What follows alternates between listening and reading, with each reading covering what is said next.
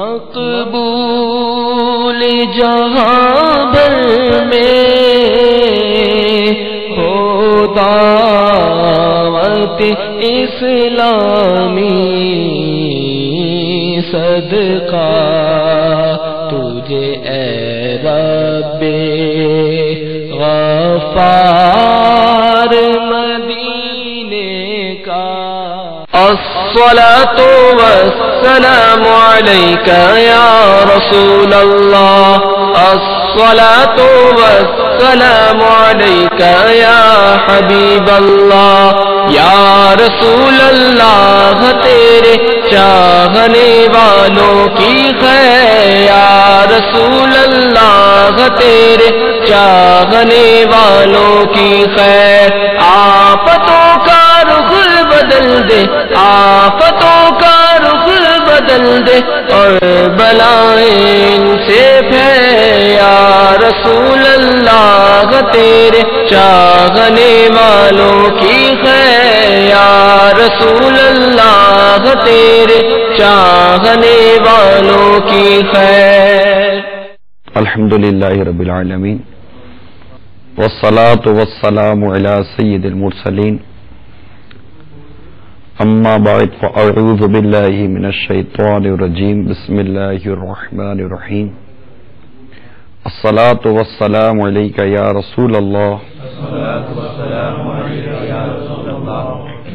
وعلی آلک واصحابک یا حبیب اللہ، الصلاة والسلام علیک یا نبی اللہ، وعلی آلک واصحابک یا نور اللہ۔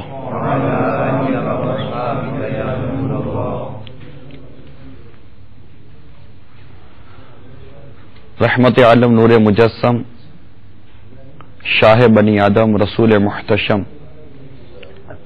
صلی اللہ تعالی علیہ وآلہ وسلم کا فرمان علی شان ہے، تم اپنی مجلسوں کو مجھ پر درود پڑھ کر آراستہ کرو، تمہارا درود پڑھنا قیامت کے روز تمہارے لیے نور ہوگا۔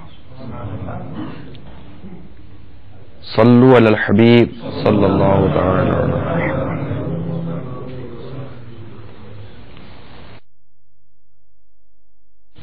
اول ایک مختصر سا مدنی پھول آپ تمام اسلامی بھائیوں کے گوش گزار کرتا ہوں۔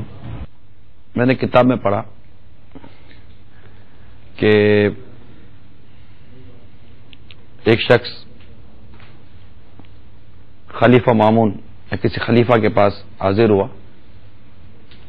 تو خلیفہ نے اسے کہا کہ مطلب اس نے لفٹ نہیں کرائی شخص کو، جبکہ وہ اس کے دربار میں آتا جاتا تھا۔ خلیفہ نے اس کو کہا کہ جب اس نے اس بات کا اظہار کیا تو خلیفہ نے کہا تم میرے بارے میں صحیح نہیں بولتے، تمہارا میرے بارے میں نظریہ درست نہیں ہے، تم میرے خلاف بات کرتے ہو۔ اس نے کہا نہیں بادشاہ سلامت، میں تو کوئی ایسی بات نہیں کرتا۔ کہا نہیں، مجھے جس سے تمہارے بارے بتایا نا وہ سچا آدمی ہے، غلط بات نہیں بتاتا میرے کو۔ تو اس دانا شخص نے کہا، عقل مند شخص تھا، اس نے کہا کہ آپ کو جس نے میرے بارے میں یہ بات بتائی ہے کہ میں آپ کے بارے میں یوں کہتا ہوں، وہ تو چغل خور ہوا، اور چغل خور سچا ہوتا ہی نہیں ہے۔ تو بادشاہ نے کہا کہ تو صحیح کہتا ہے، اور یوں اس کی ترکیب بن گئی۔ یہ ایک مختصر سا مدنی پھول میں نے کتاب میں پڑھا تھا، اور اس سے میں نے غور کیا کہ ہمارے ایسے کئی ڈسپیوٹیڈ میٹرز ہیں جن کے پیچھے کچھ اسی طرح کی باتیں ہوتی ہیں کہ اس نے میرے بارے میں یوں کہا، اس نے میرے بارے میں یوں کہا، اس نے میرے بارے میں یوں کہا۔ اگر ہم تھوڑا سا غور کریں، قرآن کی آیتوں کو پیش نظر رکھیں، اور سورہ حجرات 26ویں پارے میں ہے، سورہ نور 18ویں پارے میں، ان کی مختلف آیات کو اگر ہم پیش نظر رکھیں جس میں سنی سنائی بات نام مان لینے کے بارے میں، تحقیق کے بارے میں، چغل خور فاسق جب تم تک کوئی بات پہنچائے تو اس کے بارے میں کئی ایسے آیات ہمیں ملتی ہیں، پھر روایات ملتی ہیں۔ اگر ہم ان تمام پہلو پر غور کریں تو میں نہیں سمجھتا کہ ہمارے گھر میں، ہمارے کاروبار میں اور ہمارے آپس کے تعلقات میں کسی قسم کی کوئی بہت زیادہ غیر ضروری ٹینس پیدا ہو جائے. دیکھیں، جب ایک فیملی ہوتی ہے، ایک گھر ہوتا ہے جس میں کچھ لوگ رہتے ہیں، تو وہاں کچھ نہ کچھ، جیسے ہمارے یہاں کہاوت ہے کہ جہاں 2-4 برتن ہو تو بچتے رہتے ہیں، تو کچھ نہ کچھ ہونا، یہ تو چلیں ایک سسٹم کا میں حصہ بولوں یا ایک فطری تقاضا ہے. لیکن ہمارے ہاں جو میٹرز ہیں، کسی نے، کہنے والے نے کہا ہے کہ دنیا میں 90% جو وہ فساد ہے وہ مس کمیونیکیشن کی وجہ سے ہوتا ہے. اس نے کہا کچھ، میں نے سنا کچھ، اس کو پہنچایا کچھ، اس نے سنا کچھ، اس نے سمجھا کچھ، اس نے اظہار کیا کچھ. اور ہم چونکہ بعض اوقات، سب کے لیے میں نہیں کہتا، اس لیے کوئی مائنڈ نہ کرے، لیکن جو میں کہہ رہا ہوں اگر وہ طبیعت ہو تو غور ضرور کرے کہ ایک تعداد ہوتی ہے جس کو ہمارے یہاں کہتے ہیں کچا کان، کچے کان والے. اور یہ اسپیشلی جو مطلب مصروف لوگ بہت ہوتے ہیں نا، یہ زیادہ تر سنتے، کہا جاتا ہے کہ یہ کچے کان کے ہو جاتے ہیں. یعنی ان سے جو ملنے کے لیے، کوئی بات کرنے کے لیے آتا ہے تو وہ یہی کہتے ہیں کہ اچھا یوں بولا، اچھا یوں بولا. یا پھر کوئی اخباری نیوز ہوگی، کوئی بھی نیوز ہوگی تو وہ اس کو درست سمجھ لیں گے کہ جناب یہ نیوز میں آیا ہے، جبکہ نیوز میں آنے والی ہر بات سچی ہو ضرور نہیں ہے. سچی بات وہی ہے جو قرآن میں ہے، جس میں کوئی شک نہیں ہے. لا ریب، الف لام میم ذالک الکتاب لا ریب فیہ، کہ یہ وہ کتاب ہے جس میں کوئی شک و شبہ کی گنجائش نہیں ہے. حدیث پاک جو سرکار صلی اللہ تعالی علیہ وسلم کی حدیث ہے، سرکار صلی اللہ تعالی وسلم کا ارشاد، اس میں کوئی شک و شبہ کی گنجائش نہیں ہے. جہاں یہ بات کہی جاتی ہے کہ جناب یہ حدیث صحیح نہیں ہے، یہ جملہ آپ نے سنا ہوگا، یہ حدیث صحیح نہیں ہے، صحیح حدیث لاؤ، درست حدیث لاؤ، یہ ضعیف حدیث ہے، یہ موضوع حدیث ہے، یہ من گھڑت ہے، تو اس سے مراد معاذ اللہ وہ فرمان مصطفیٰ صلی اللہ تعالی علیہ وسلم مراد نہیں ہوتا. اس سے مراد ہی یہی ہوتی ہے جو میرا موضوع ہے، اس سے مراد یہ ہوتی ہے کہ یہ حدیث ہمیں پہنچی کس ذریعے سے ہے. تو جو ہمارے محدثین نے حدیثیں بیان کی ہیں، روایتیں بیان کی ہیں، وہ باقاعدہ یہ پورا ایک ٹاپک ہے، پورا ایک علمی موضوع ہے، علمی ٹاپک ہے کہ حدیث مجھ سے بیان کی فلاں نے، اس کو بیان کی فلاں نے، اس کو بیان کی فلاں نے، اس کو بیان کی فلاں نے، اس نے سنا ہے نبی پاک صلی اللہ علیہ وسلم سے. یعنی یہ صحابی نے نبی سے سنا، پھر صحابی سے فلاں صحابی نے سنا، فلاں صحابی سے فلاں تابعی نے سنا، فلاں تابعی سے فلاں تبع تابعی نے سنا، اس سے فلاں نے سنا، اس سے ہم تک پہنچا. اب یہ جو 6-7 واسطے گئے نا، ان واسطوں میں چیک کیا جاتا ہے کہ ان میں کوئی جھوٹا آدمی تو نہیں تھا، ان میں کوئی ایسا مطلب برا آدمی تو نہیں تھا. جیسے کہ امام بخاری رحمۃ اللہ تعالی علیہ کو پتا چلا کہ ایک شخص حدیث بیان کر رہا ہے، تو آپ اسے حدیث لینے کے لیے پہنچے، تو وہ شخص، اس کا جانور جو تھا گھوڑا تھا، تو اس کو بلانے کے لیے دامن کو ہلایا، آجا آجا یوں کر رہا تھا. تو امام بخاری رحمۃ اللہ تعالی علیہ نے دیکھا کہ اس کے دامن میں کچھ بھی نہیں تھا. تو آپ نے فرمایا کہ جو ایک جانور کو دھوکہ دے سکتا ہے میں اسے حدیث کیسے لے لوں. یہ ایک مینٹلٹی تھی امام بخاری رحمۃ اللہ تعالی علیہ کی. انہوں نے بہت ہی چھان کر اور بہت ہی کڑی شرائط کے ساتھ انہوں نے حدیثیں لی ہیں. قرآن پاک کے بعد جو سب سے مستند کتاب ہمارے یہاں سمجھی جاتی ہے، پڑھی جاتی ہے، وہ بخاری شریف ہے. پھر مسلم شریف کا بھی درجہ آتا ہے. اس طرح مطلب کہ حدیث کی 6 کتابیں ان کا درجے آتے ہیں. اس کے علاوہ بھی کئی حدیثی کتابیں جو کہ صحیح احادیث مبارکہ پر مبنی ہیں، بخاری اور مسلم پر ہی ختم نہیں ہیں. تو عرض کرنے کا میرا مقصد یہ تھا کہ اگر ہم تک کوئی بات پہنچاتا ہے تو وہ پہنچانے والے شخص کو اگر ہم تھوڑا سا اس کو غور کرنے کی عادت پیدا کریں. اول تو یہ کہ اس نے مجھ تک یہ بات پہنچائی کہ عمران بھائی فلاں آدمی آپ کے بارے میں یہ کہتا ہے، اس سے مجھے کیوں پہنچائی، کیا مقصد ہے مجھے اس کی بات پہنچانے کا، یہ کیا چاہتا ہے مجھے پہنچا کر، کیوں پہنچائے. ایک کچھ لمحے کے لیے غور کرو، میں لطف کیوں اٹھاؤں. اچھا اس نے یوں بولا میرے بارے میں، اب ہم کو بھی 4 باتیں پتا ہوتی ہے تو اپنے اس کو 4 کی جگہ پر 8 بیان کر دیتے ہیں. اور چونکہ وہ ہوتا چگل خور ہے تو اس کو اس کی روح کی غذا ملی, وہ وہاں جا کر 4 باتیں بیان کرے گا, بلکہ وہ 8 ہم نے بیان کی, وہ آگے جا کر 16 بیان کرے گا کہ تمہارے بارے میں وہی ہوں کہتا تھا, وہ اس کو بیان کرے گا. تو ایک جگہ میں پڑھا کہ حاتم طائی اور اس کا ایک دوست تھا, دونوں میں بڑی گہری دوستی تھی. ایک شخص نے کہا کہ میں ان دونوں کو لڑاؤں گا, دیکھنا میں دونوں کو لڑاتا ہوں, شرط لگائی کہ میں ان دونوں کو لڑا کر دم لوں گا, حاتم طائی اور اس کے دوست کو. چنانچہ یہ شخص حاتم طائی کے دوست کے پاس گیا, کہا کہ تو یہ پتا ہے, حاتم طائی کہتا ہے کہ میں اس سے بہتر ہوں.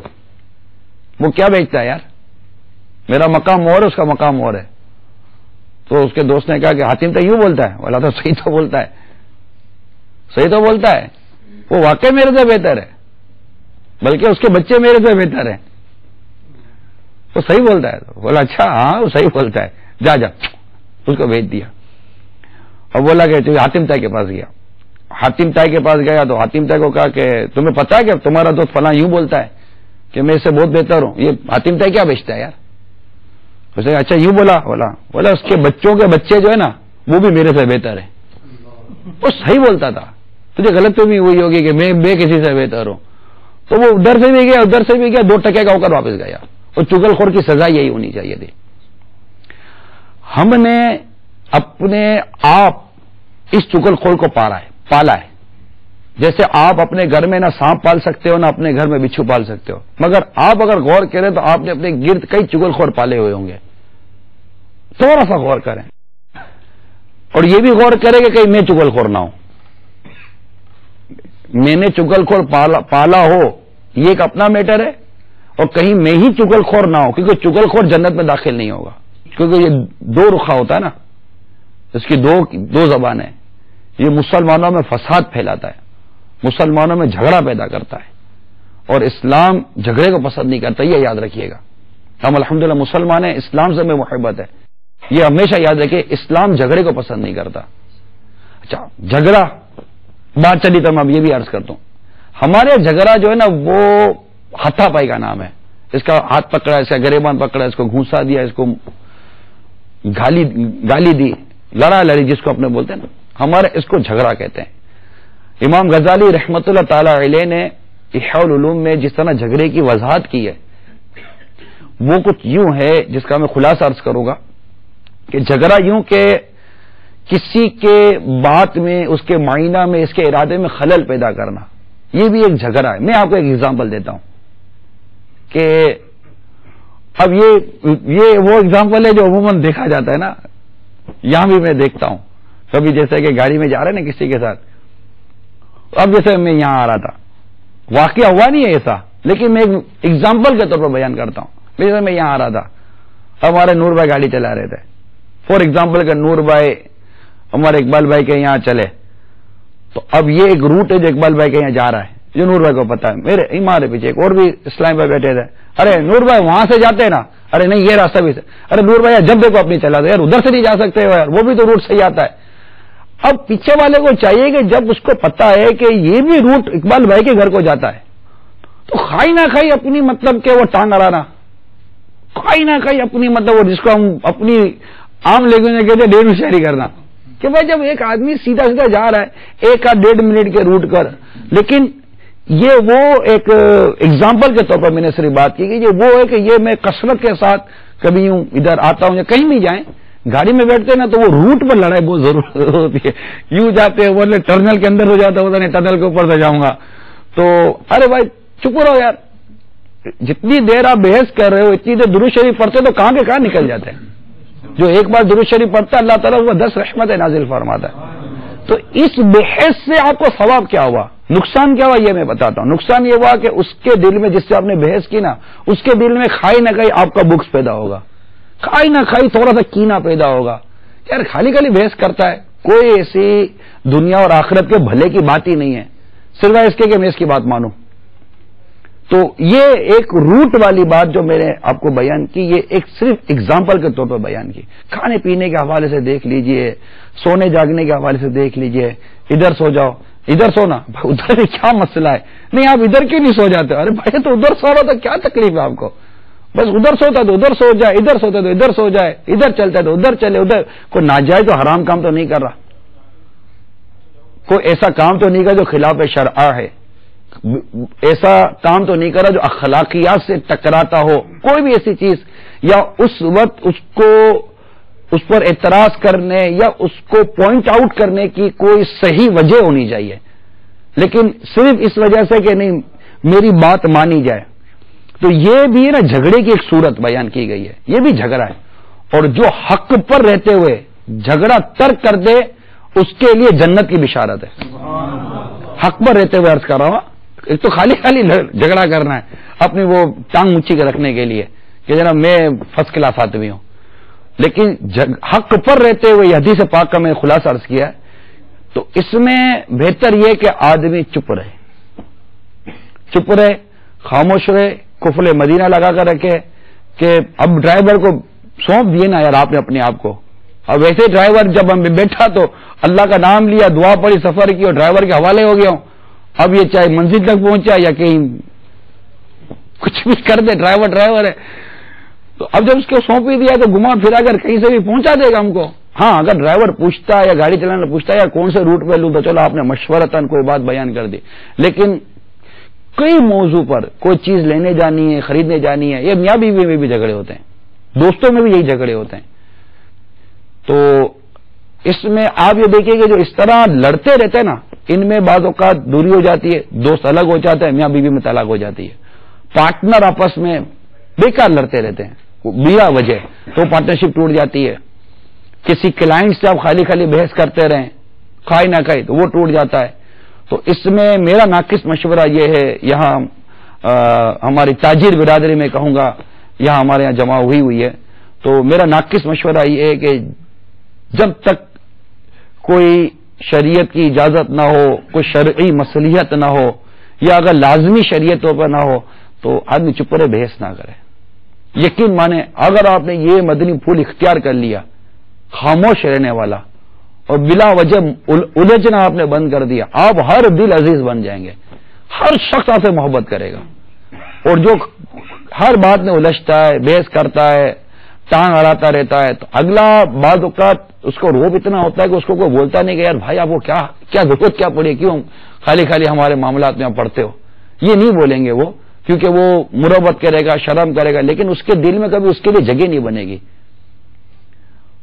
تو یہ میں اس لیے عرض کر رہا، جب جھگڑے کی بات چلی تھی تو بات تھی چغل خور کے حوالے سے، جہاں میں چلا تھا، تو ہمیشہ جب بھی کوئی ایسی بات ہم تک پہنچائے، فرسٹ اٹیمپٹ میں ہی آپ اس کی تمام تر گفتگو کو ڈس آنر کر دیں، قبول ہی نہ کریں، کیونکہ جو شخص آپ کے پاس آیا ہے بلا مصلحت شرعی، بلا اجازت شرعی، اگر آپ کو یہ کہتا ہے کہ فلاں شخص تمہارے بارے میں یہ بول رہا تھا، آپ سمجھ لیں گے چغل خور ہے اور یہ لڑانے کے لیے آیا ہے، یہ ہمارے درمیان پھڈا کرائے گا اور نفرتیں پیدا کرے گا، اس کے ساتھ ایسا سلوک کریں کہ یہ مطلب دوبارہ آپ کے پاس اس طرح موڈ کرنا ہے، لفٹ ہی نہیں کرائے، یہ نہیں کہتے اس کو مارو، اس کو گالی دو، یا اس کو مطلب اس کو نو لفٹ کرا دیں، یا اس کو شریعت کے مطابق ایسا جواب دے دیں، جیسے میں نے وہ حاتم طائی کی مثال دی، اس کو شریعت کے مطابق ایسا جواب دے دیں کہ وہ چلا جائے، ورنہ اگر آپ نے اس کو لفٹ کرائی،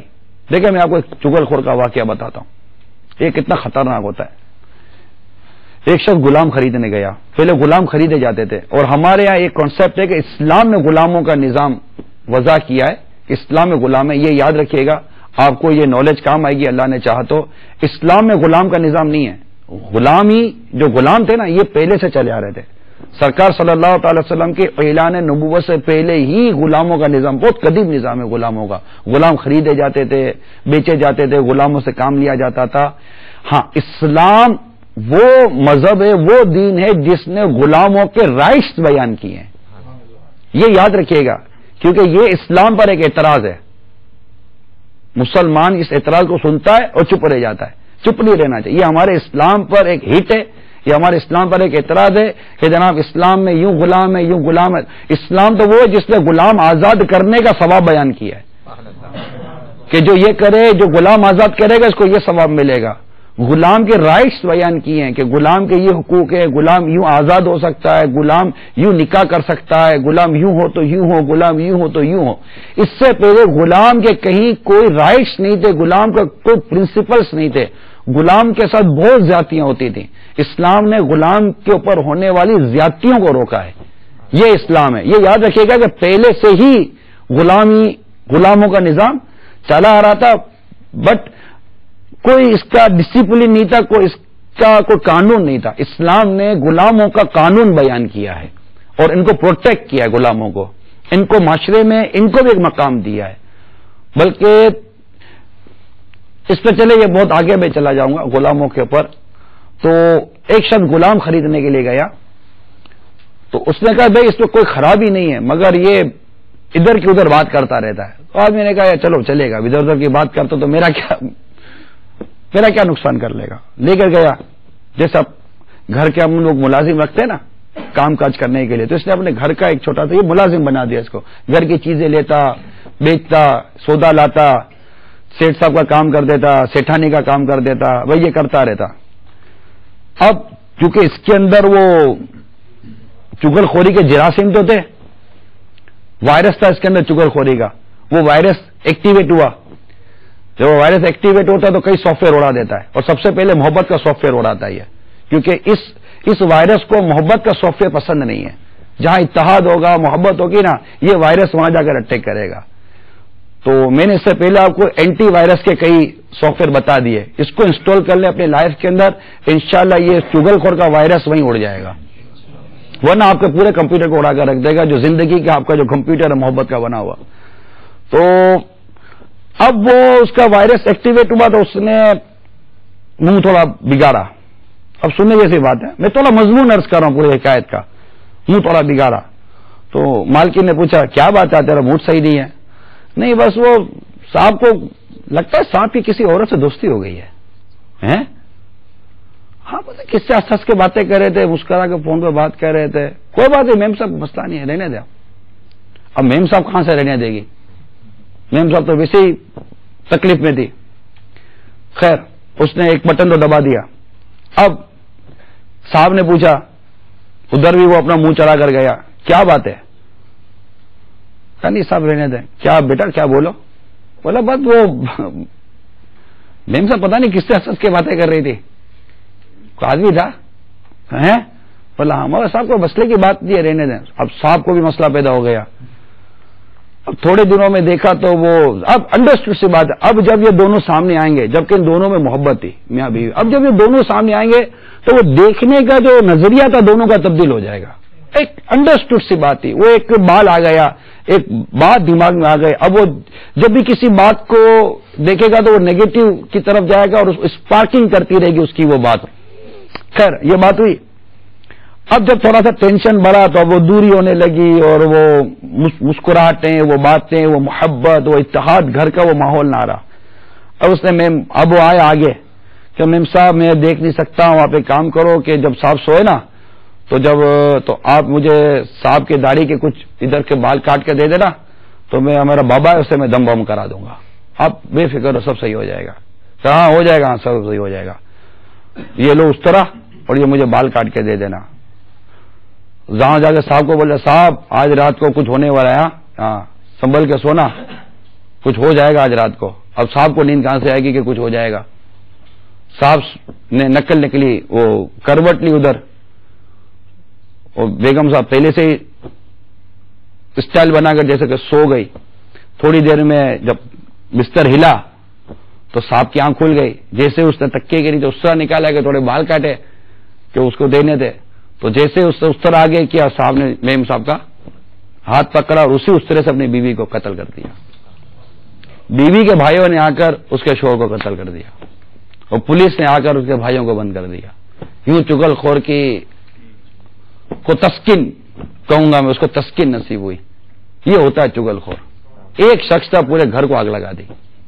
نہ جانے ایسے کئی گھر ہیں آج بھی ہمارے معاشرے میں جن کی میاں بیوی میں کوئی سچ بیسیکلی کوئی پرابلم نہیں ہے، مگر کسی کی سن کر فون پہ کسی نے بول دیا، تو گھر کی ماسی نے کچھ بول دیا، تو گھر کے کام والے نے کچھ بول دیا، تو ڈرائیور نے کچھ بول دیا، اپنے بھی تو ڈرائیور کے سپرد کر دیتے نا، ڈرائیور لے کے جاوے تو ماسیاں، تو اب ماسیوں کا ذہن کیسے بناؤ گے آپ مذہبی؟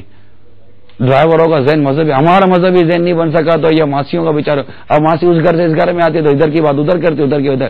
ساری ماسیاں بھی ایسی نہیں ہیں، کام والیاں جس کا بولو وہ ساری ایسی نہیں ہے. میں ایک جنرل بات کرتا ہوں. تو ہمارے آفس میں دیکھ لیجئے، ہمارے گھر میں دیکھ لیجئے، ہمارے کاروبار میں دیکھ لیجئے، آپ کے سراؤنڈنگ میں پلیز دیکھیے، جہاں چغل خور کو آپ پائیں وہاں پر پلیز اپنے کان کھڑے کر دیں، کسی چغل خور کو انگلی نہ دیں. آپ کے گھر میں آگ لگائے گا، آپ کے دفتر میں آگ لگائے گا، آپ کے کاروبار کو کھا جائے گا، یہاں تک کہ اللہ نہ کرے کوئی بہت بڑے کام کر رہا، دیکھو یہاں قتل تک پہنچا دیا چغل خور نے معاملہ. تو یہ ایک معاشرے کا ناسور ہے چغل خور. اور ہم مدنی چینل پر نعرہ لگاتے بھی ہیں کہ محبتوں کے چور چغل خور، محبتوں کے چور، یہ محبتوں کا چور، یہ محبتیں کھا جاتا ہے، اس کا پیٹ بھرتا ہی نہیں ہے محبتیں کھا کھا کر، اور یہ نفرتیں پھیلاتا ہے چغل خور. تو میں یہی آپ کو مشورہ دوں گا کہ اس میں آپ اپنے طور پر اگرچہ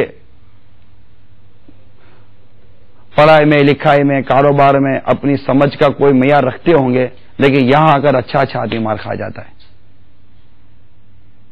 تو جینے کی خواہش ہے تو کچھ پہچان پیدا کر، تو پہچان پیدا کیجئے کہ کون کیا میرے ساتھ سلوک کرنے کے لیے آ رہا ہے. تو میرا اپنا نقطہ نظر یہ ہے، یوں تو کافی فیکٹرز ہیں، اگر اس ایک چغل خور کو بھی اگر ہم قابو کرنے میں کامیاب ہو جائیں نا تو ہمارے معاشرے کے کئی فساد، کئی جھگڑے ہم سنبھالنے میں کامیاب ہو جائیں گے. اور پھر اس کو تھوڑا سا عام کریں. میں امید کرتا ہوں انشاءاللہ مدنی چینل آپ دیکھتے رہیں گے اور اسی طرح دعوت اسلامی کے ماحول سے وابستہ رہیں گے تو یہ باتیں آپ کے ذہن میں آتی رہیں گی. غیبت کی تباہ کاری امیر سنت کی کتاب ہے، اس میں چغل خوری کے حوالے سے کافی مواد موجود ہے، وہ دیکھیے. VCDs اس موضوع پر ہیں، مدنی چینل پر بھی بیانات نشر ہوئے ہیں مقتۃ المدینہ سے، وہ لیجئے، خود بھی سنیے، اوروں کو بھی مطلب یہ دیجئے. تو امید کرتا ہوں میں انشاءاللہ ہم اس چغل خور کو، ظاہر ہے کہ ہر ٹاپک پر تو اس مختصر سے اجتماع میں بات میں کر نہیں سکتا، تو میں یہ ذہن بنا کر رہا تھا کوئی ایسے مدنی پھول عرض کر دوں کہ جس سے کم از کم ہمارا سچ ماحول جو ہے نا وہ پرسکون اور محبت بھرا ہو جائے.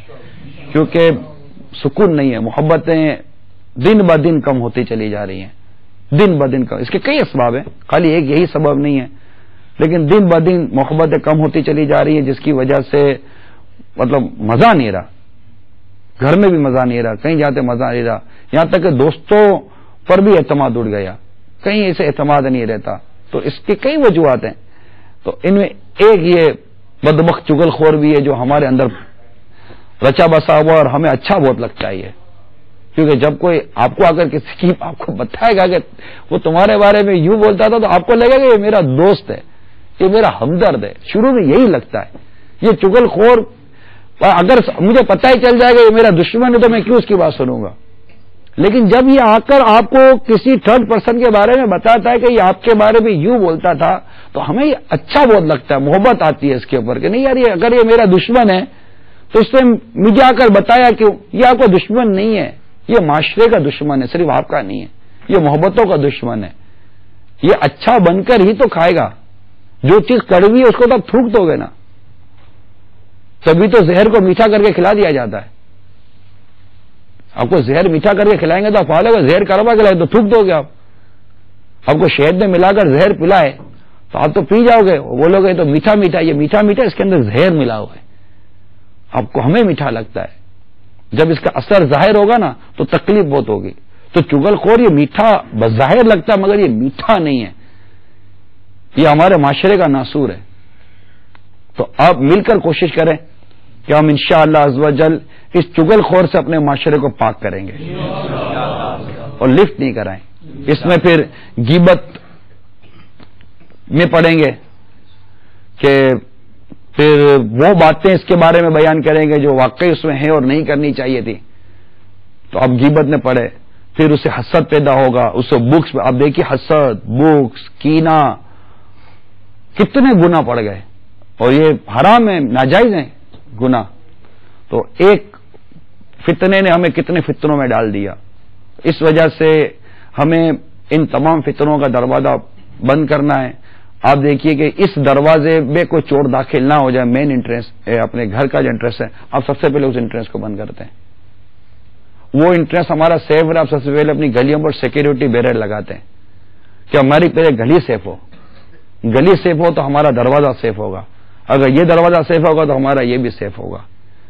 اور جس کے بعد بھی اور اندر جا کر چیزیں سیف کرتے ہیں. تو اتنی سیفٹی ہم اپنے گھر جو اسیٹس ہیں جب اس کی بناتے ہیں تو اپنے ایمان کے تحفظ کے لیے بھی تو کوئی بیرر لگائے نا کہ اس سے بچوں تو اس سے بچوں گا, اس سے بچوں تو اس سے بچوں. کہیں ایسا نہ ہو کہ یہ چور گناہوں کا کراتے کراتے اندر آئے اور شیطان آگے آ کر میرے ایمان کو ہی چرا کر چلا جائے. تو بہت پہلے سے پروٹیکٹ والا ماحول پیدا کیجیے تاکہ یہ اندر داخلی نہ ہو. اس کے لیے تھوڑا سا توجہ کرنی پڑے گی اور اس چگل خور کی حرکتوں کو پہچاننا پڑے گا اپنے گھر کے اندر. اس کے لیے میں ایک آپ کو اگر کر سکیں ہے ہمت کی بات, لیکن اگر یہ آ جائے نا تو یہ چگل خور مر جائے گا. میں سمجھتا ہوں مطلب مر سے مرا کہ اس کا یہ دم توڑ دے گا اپنی حرکتوں سے. میری جو اپنی ناقص عقل ہے وہ یہ ہے کہ مجھے ان کے بارے میں کسی نے اگر کہا کہ بھائی عمران نور بھائی تمہارے بارے میں یوں بولتے ہیں, اچھا یوں بولتے ہیں, بیٹھ 2 منٹ, نور بھائی وہ فلاں آیا کہہ رہا ہے کہ آپ میرے بارے میں یوں بولتے ہو, وہ یہ ادھر گیا, یہ ادھر گیا, اور یہ کرنے کی ہمت نہیں ہے میرے اندر. میں اپنے اندر یہ ظرف ہی نہیں پاتا ہوں. انہوں نے اگر بھائی کنفرم نہیں ہے کہ نور بھائی نے ایسا کہا ہے, اب بہت اعتماد ہے نا میرے کو اس کے اوپر, تو اعتماد ہے تو اس کو گھبراہٹ کی چیز کی. اب اس کے 2 فائدے ہوں گے. نور بھائی نے اگر میرے بارے میں یہ بات کی ہے تو نور بھائی بولیں گے ہاں عمران بھائی یہ بات میرے منہ سے نکل گئی, معذرت. یہ معذرت ہی کریں گے. ایسے موقع پر بندہ معذرت کر لیتا ہے. یا واقعی درست ہوگی تو کہیں گے ہاں یہ تھا میں نے کہا, تو یہ ڈکلیئر ہو جائے گا کہ آئندہ نور بھائی اس سے بھی بچیں گے, یار اس سے بات کرنی بیکار ہے, تو آگے جا کے پہنچا دیتا ہے. پھر مجھے پتا چلا کہ یار ہم دونوں کی ایک مس انڈرسٹینڈنگ ہو گئی, ہو سکتا ہے کہ میں ان کو کلیئر کر دوں کہ نور بھائی بات یہ نہیں یہ تھی, آپ کو غلط فہمی ہو گئی. ہاں میری غلط فہمی ہو گئی تھی, معذرت. تو یوں آپس میں محبت پیدا ہو گئی. ہم مان لیتے ہیں, اصل میں ہمارا مسئلہ یہ ہے. حالانکہ کمیونیکیشن وہ گھنٹوں باتیں کرتے ہیں ٹیلی فون کے اوپر, اس کو ملاتے اس کو ملاتے ہیں.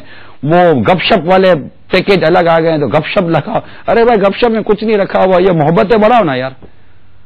خیر نہ خیر گپ شپ کے پیکج لیتے ہو اور رات بھر الٹے سیدھے مطلب کہ باتیں کرنی ہے. اس طرح فون کر کے اور کانٹیکٹ کر کے کسی صورت میں کہتا ہوں کہ اگر آپ کو کسی کے بارے میں تو رابطہ کر لیں اور آپ کو واقعی لگتا ہے کہ وہ آپ سے ناراض ہے تو جا کر اس کو بنا لو. کسی کو ناراض مت ہونے دو جب تک کوئی شرعی وجوہات نہ ہو. ناراض کسی کو نہیں ہونے دیں. قیامت کے دن مومن کی شفاعت کرے گا, آپ کو پتا ہونا چاہیے. ایک تو بزرگان دین, اولیاء کاملین, انبیاء کرام, یہ تو شفاعتیں کریں گے. حدیثوں میں آتا ہے کہ ایک دوسرے سے تعلق پیدا کرو کہ مومن کی شفاعت کرے گا. اب پتہ نہیں کون میرے کام آ جائے قیامت کے دن. یہاں نہیں ہم لوگ تعلقات تک. نیا آدمی آتا ہے تو کیا میں بھی کوئی نیا آدمی آتا ہے تو چاہتا ہے 4 آدمی پہچان والے بن جائے, تو نارمل آدمی سے پہچان پیدا کر لیتا ہے نیا آدمی آنے والا. نارمل آدمی سے اب قیامت کے دن تو سارے کے سارے ہم نئے ہوں گے, تو پہچان نہ پیدا کر ایک دوسرے سے کہ میں اس کو جانوں یہ مجھ کو جانے. کیا پتا کل کون کام آ جائے. پھر جو جتنا سورسیبل ہوگا وہ اتنا زیادہ کام آئے گا. یہاں یہی ہوتا ہے نا. تو قیامت کے دن جو جتنی زیادہ سفارش کرنے کی اہلیت والا ہوگا وہ اتنا زیادہ کام آئے گا. تو اولیاء کرام سے اور تعلق اچھا رکھے, صحابہ کرام سے اور محبت بڑھا دے, انبیاء کرام کی اور محبت بڑھا دے, تو انشاءاللہ عز و جل ان کے صدقے میں شفاعت ہو جائے گی اور جنت میں چلا جائے گا.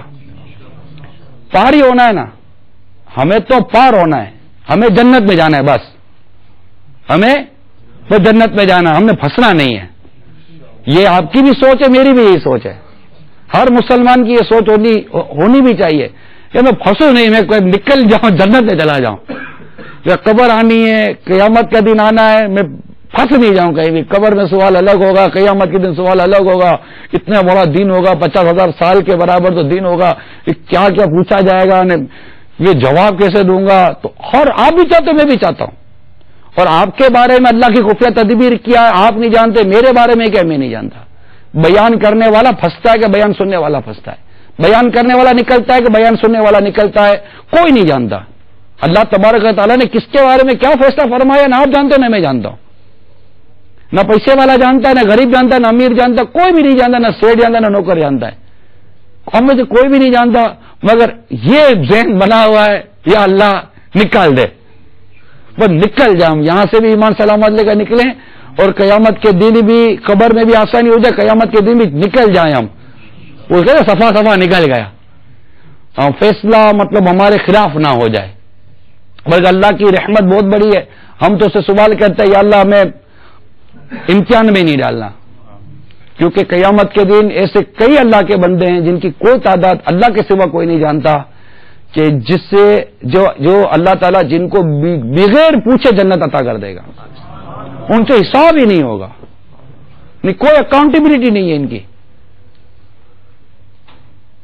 ان کے بس وہ اللہ تعالیٰ ان کو جنت میں بغیر حساب کتاب کے، اللہ تعالیٰ بغیر حساب کتاب ان کو جنت دے دے گا، تو اب ہم اتنے مٹھی پر بندے بیٹھے ہیں اس کے، ہم کو بھی اس پہ ڈال دے تو اللہ کی رحمت کا کیا فرق پڑے گا اس کی رحمت میں، ہم اتنے سے تو بیٹھے، اس کی جنت میں کیا کمی آ جائے گی، اس کی رحمت میں کیا کمی آ جائے گی، وہ تو ارحم الراحمین ہے، ہم اسے سوال کرتے ہیں یا اللہ تو جنہیں بغیر پوچھے جنت میں ڈالے ہم کو بھی اس پہ ڈال دینا، ہم سے پوچھنا نہیں، اور پوچھے گا تو مر جائیں گے، ہمارے پاس حساب دینے کے لیے کچھ بھی نہیں ہے، ایک دن کا حساب نہیں ہے تو اتنی بڑی عمر کا حساب کیا دیں گے، کوئی جھوٹ ہی پکڑ لیا گیا تو مر گئے، کسی غیبت پکڑی گئی تو مر گئے، کسی کی شراب، کسی کی بدکاری، کسی کا جوا، کسی کی نماز قضا کرنا ہی پکڑا گیا تو پھنس گئے، تو وہ کیوں کی کیا جواب دیں گے، وہ بے نیاز ہے، اللہ تبارک و تعالی بے نیاز، اللہ الصمد، وہ بے نیاز ہے، وہ جس کو چاہے اس کی ایک نیکی پسند کر لے اس کو جنت دے دے، وہ جس کی چاہے ایک برائی سے ناراض ہو جائے اس کو جہنم میں داخل کر دے، وہ بے نیاز ہے، ہمیں اسے ڈرنا چاہیے اور اس کی رحمت پر امید بھی رکھنی چاہیے، مایوس بھی نہیں ہونا چاہیے اور دلیر بھی نہیں ہونا چاہیے، لیکن یہ یاد رکھیے میرے پیارے اور میٹھے اسلام بھائیوں، گناہوں پر قائم رہتے ہوئے اللہ تبارک و تعالی سے جنت کے سوالات کرنا، امیدیں رکھنا، اسے علماء نے پسند نہیں کیا، اللہ ان رحمت اللہ قریب من المحسنین، کہ اللہ تعالیٰ کی رحمت نیکوکاروں کے قریب ہے، بندہ نیکی کرے، اس کو راضی کرے اور اس سے سوال کرے کہ یا اللہ میں نے کام کیا تو قبول کر اور تو جنت دے دے، اب نافرمانی کر کے آپ خود غور کرو کہ یہ میں بولنا نہیں چاہ رہا ہوں آگے، لیکن میں چاہ رہا ہوں کہ آپ خود ہی اس کو گیس کر لیں کہ میں مطلب نماز قضا کروں اور کرو اللہ نماز قضا کر دیے تو جنت دے دے، مطلب یہ کتنا ایک وہ کیا مذاق بولو، کیا بولوں میں، تو یہ نہ کریں، اپنے اندر تبدیلی لائیں، نیکی، پرہیزگاری، تقوی، اخلاص، اور اللہ تعالیٰ کے لیے عبادت کریں، کسی کے لیے نہیں، کسی کو دکھانے کے لیے نہیں کریں، ریاکاری کے نام پر نہیں کریں کہ کوئی مطلب کچھ دے دے گا، کوئی کچھ نہیں دے گا، سب لے کر چلے جائیں گے، اللہ دے گا اور اس کے کرم سے اس کے حبیب دیں گے، کون دیتا ہے دینے کو منہ چاہیے، دینے والا ہے سچا ہمارا نبی، تو اپنے اندر ہم اخلاص تقوی پیدا کریں اور عبادت کریں، اللہ نے ہمیں عبادت کے لیے پیدا کیا ہے، بھائی عبادت کریں گے انشاءاللہ عز و جل اس کے کرم سے وہ ہم سے راضی ہوگا، جنت اللہ کی رحمت سے ملے گی، یہ یاد رکھیے گا، جنت اللہ کی رحمت سے ملے گی، اللہ تعالیٰ نے ہمیں کسی کا محتاج نہ کرے، اپنے کرم سے ہمیں بے حساب بخش دے، تو رحمت اللہ کی رحمت سے جنت ملے گی، اللہ کی رحمت پانے کے لیے بندہ عبادت کرتا ہے، یہ بات ہمیشہ ذہن میں رکھیے گا، اللہ تعالیٰ کو ہماری عبادت کی ضرورت نہیں ہے، وہ بے نیاز ہے، اس سے ہماری عبادت کی ضرورت نہیں ہے، ہم عبادت کر اس لیے رہے ہیں کہ اللہ تعالیٰ ہم سے راضی ہو جائے، اس نے پیدا کیا ہے، اس نے ہم کو دنیا میں بھیجا ہے، ہم اس کو راضی کریں، اس نے ہی سب کچھ دیا ہے، کاروبار ہو، گھر بار ہو، عزت ہے، آبرو ہے، سب کچھ اللہ نے دیا ہے، جو دیتا ہے وہ چھین بھی سکتا ہے، اس نے آج دیا کل چھین لے، اور واقعات آپ کو سب پتہ ہے، رات کو سوتے ہیں تو ہم جیسا خوشحال کوئی نہیں ہوتا، صبح اٹھتے ہیں تو اس سے بڑا کنگال کوئی نہیں ہوتا، یہ راتوں رات میں فرق پڑ جاتا ہے، لیکن ذہن ہے کہ دماغ ہے کہ چوٹ نہیں کھاتا، کس رات ہی کو مل کر گئے کہ یار کل ملیں گے، صبح اٹھے تو پتا چلا کہ وہ تو صبح اٹھا ہی نہیں, آج دوستوں میں رہا ہوں تو مر گیا. یہ سب ہمارے سامنے کے واقعات ہیں, ہم سب دیکھتے ہیں, سب سنتے ہیں, سب سمجھتے ہیں, بٹ چینجنگ نہیں ہے. اگر ہم چینج نہیں لائیں گے تو جو قوم اپنی حالت نہیں بدلتی اس کی حالت نہیں بدلی جاتی. تو اپنی حالت کو بدلنے کے لیے یوں سمجھے کہ یہاں یہ ایک سبب بنائے کہ ہم جمع ہوں اور ہم اپنی حالت کو تبدیل کریں, نمازوں کی طرف آئیں, عبادت کی طرف آئیں, سچ کی طرف آئیں, دیانت کی طرف آئیں, اللہ کی رحمت کو پکاریں. وہ حالات بدلنے والا ہے, وہ مسائل حل کرنے والا ہے, وہ شفا دینے والا ہے, وہ قادر مطلق ہے. ہم اس کی بارگاہ میں رجوع کریں, اور اللہ جانتا ہے کہ کس نے میری بارگاہ میں کیسا رجوع کیا. اللہ جانتا ہے کہ نیت کدھر کی ہے, کہ دنیا کو دکھانے کے لیے گال پر ہاتھ مارتا ہے کہ واقعی اس کا دل اللہ کے حضور جھکا ہے. بالکل جو اللہ کے آگے جھک گیا نا, دل سے جھک گیا, اللہ کے آگے معافی مانگ لی, اللہ کو اس کا جھکنا پسند آ جائے, خدا کی قسم اس کے وارے نیارے ہو گئے. اللہ کی بارگاہ میں بس صحیح جھک جائے, یا اللہ میں بس جھکا تیری بارگاہ میں جھکا تیری بارگاہ میں, بس تو میرے حالات اچھے کر دے, تو مجھے نیک بنا دے, تو مجھے پرہیزگار بنا دے. تو اللہ تعالیٰ کو اس کا جھکنا پسند ہے. ایک شخص نے 20 سال اللہ کی عبادت کی, 20 سال اللہ کی عبادت کی, اور 20 سال کے بعد عبادت کی اور اللہ سے ایک دعا مانگی. اللہ تبارک و تعالیٰ کی بارگاہ میں دعا کرتا رہا. دعا قبول نہیں ہو رہی تھی. اللہ کی بارگاہ میں کہتا, یا اللہ میں نے 20 سال تیری عبادت کی ہے, مولا 20 سال تیری عبادت کی, تجھ سے ایک سوال کرتا تو قبول نہیں فرماتا. یہ کہنا تھا کہ بس اللہ کی رحمت نے اس کو تھام لیا, اللہ کی رحمت کو تھام لیا, اور یہ کہتے سجدے میں چلا گیا, اللہ معاف کر دے, اللہ معاف کر دے, بھول ہو گئی, میں نے 20 سال تیری کیا عبادت کی. مولا ننگا پیدا ہوا تھا, تن ڈھانپنے کو کپڑا تو نے دیا, پاک ہونے کو پانی تو نے دیا, تیرے ذکر کرنے کو زبان تو نے دی, قیام کرنے کو پاؤں تو نے دیا, قیام میں ہاتھ باندھنے کو ہاتھ تو نے دیے, تیرے ذکر کرنے کی توفیق تو نے دی. مولا میرا تو کمال ہی کوئی نہیں ہے, میرا تو کام ہی کوئی نہیں ہے, مجھے معاف کر دے, مجھے بھول ہو گئی. ہاتھی میں غیب سے آواز آتی ہے, بندے تیرے 20 سال کی عبادت ایک طرف, تیرے لمحے بھر کی عاجزی کی سبب سے ہم تیری دعا قبول کرتے ہیں. اللہ کے آگے صحیح جھکنے والا بندہ ہونا چاہیے, اللہ کے آگے صحیح جھک جائے. ہم لوگ دنیا کے آگے ریکھتے ہیں, دنیا کے آگے منتیں سماجتیں کرتے ہیں, دنیا کے آگے جس انداز سے ہم مطلب کہ بس اس کے دل میں رحم آ جائے, اتنی اس کی خوشامد, اتنی اس کے آگے بھیک مانگتے ہیں کہ اس کے دل میں کوئی رحم آ جائے. یہ نہیں بھولتے کہ اس کے دل میں رحم بھی ڈالنے والا میرا رب ہے, اور میں اپنے رب کو ناراض کر کے بیٹھا ہوں. جب میں رب کو ناراض کر کے بیٹھا ہوں تو کسی کے دل میں میرے لیے رحم آئے گا کہاں سے؟ کوئی مجھ پر رحم کیسے کہے گا؟ ماں نے کیسے رحم کیا؟ میں بچپن میں رویا تھا, پاؤں مارتا تھا بستر پر, کوئی طاقت نہیں تھی میری, میں رویا, چیخ چیخ کر رویا. میری ماں باورچی خانے میں بیٹھی کھانا پکا رہی تھی. آخر میری ماں کے دل میں میرے رونے کا رحم کس نے ڈالا کہ میرا بیٹا رو رہا ہے, دنیا کے سارے کام چھوڑ کر آ کر مجھے دودھ پلاتی ہے. رات گہری نیند میں میری ماں سوئی تھی, میں رویا تھا. اور وہ کون سی ذات ہے جس نے آدھی رات میں میری ماں کی نیند اڑا دی اور میری ماں کے دل میں رحم ڈالا, اور اس نے آدھی رات میں اٹھ کر مجھے دودھ پلایا تھا؟ وہ کون ہے؟ میرا اللہ ہے. میرا باپ دن بھر تھکا آ رہا آتا تھا, میرے لیے کھانا لے کر آتا تھا, دودھ لے کر آتا تھا, کما کر لاتا تھا. میرے باپ کی اپنی غذا کتنی, میرے باپ کی اپنی ضرورت کتنی, میرے باپ نے میرے لیے کمایا, میرے باپ نے میرے لیے کوششیں کی. میرے باپ کے دل میں یہ میرے لیے رحم کس نے ڈالا؟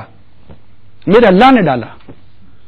اور یہی رب رحم چھین لے تو بندے کا کوئی پرسان حال نہیں ہوتا, اور یہی رب کسی کے دل میں رحم ڈال دے تو اس کے مددگار پیدا کر دیتا ہے.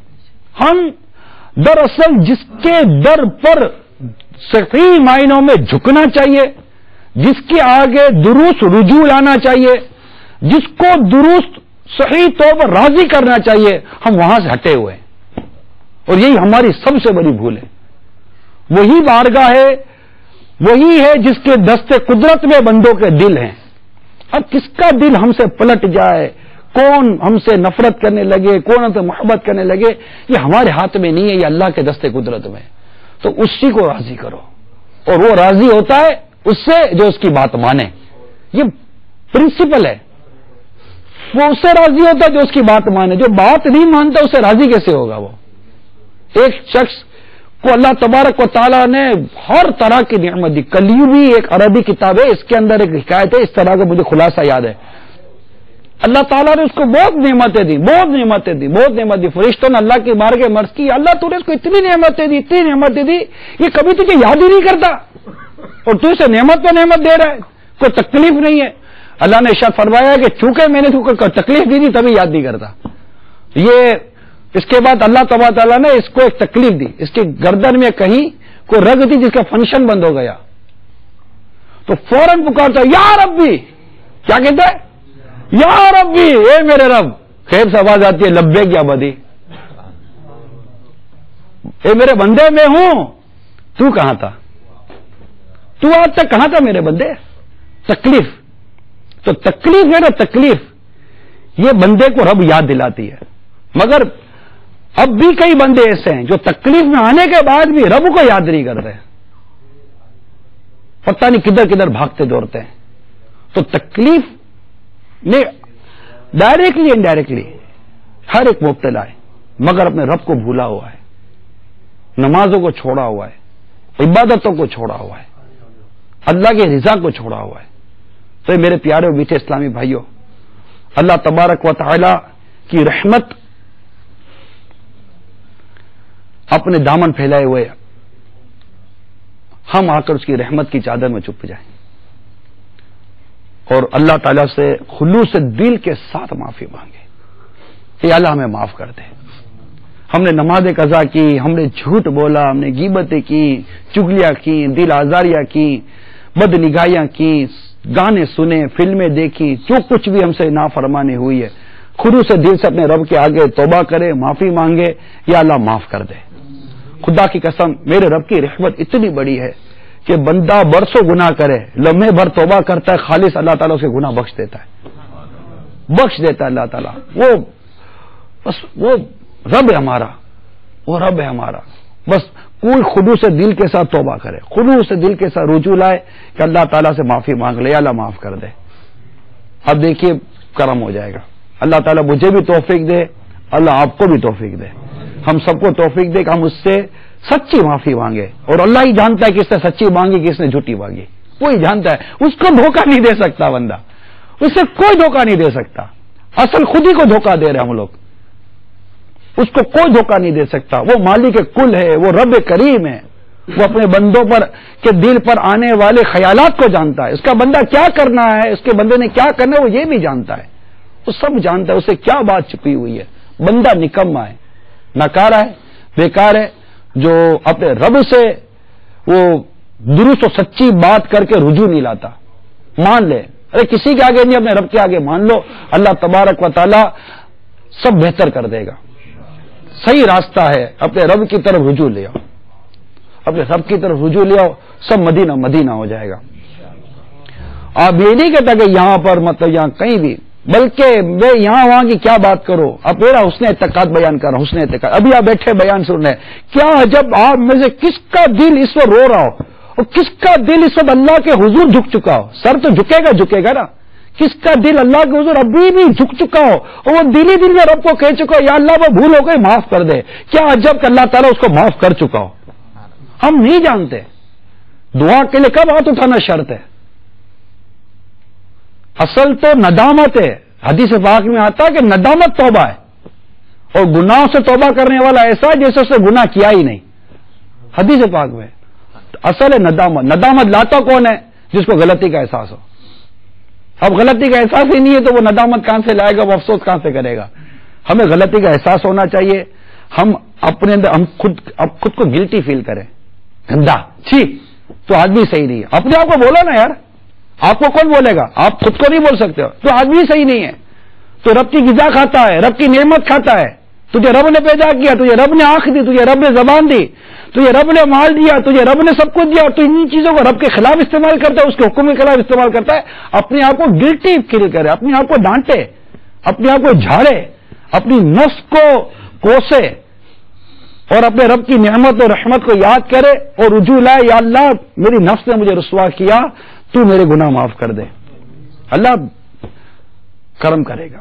تو آ جاؤ اللہ کی طرف رجوع لے کر آئیں، رجوع اللہ، توبوا الی اللہ، توبوا الی اللہ، توبوا الی اللہ، صلوا علی الحبیب صلی اللہ تعالی علیہ وسلم۔ اللہ عمل کی توفیق عطا فرمائے اور خالص توبہ کی ہم سب کو توفیق عطا فرمائے، آمین بجاہ النبی الامین صلی اللہ تعالی علیہ وآلہ وسلم۔ دعوت اسلامی نے دنیا بھر میں دھوم مچائی ہے، سارے جہاں میں عشق محمد کی خوشبو پھیلائی ہے، دین کا پیغام ہے یہ دنیا بھر کے نام ہے، دین کا پیغام ہے یہ دنیا بھر کے نام ہے، مقبول جہاں بھر میں دعوت اسلامی، صدقہ تجھے اے رب غفار مدینے کا۔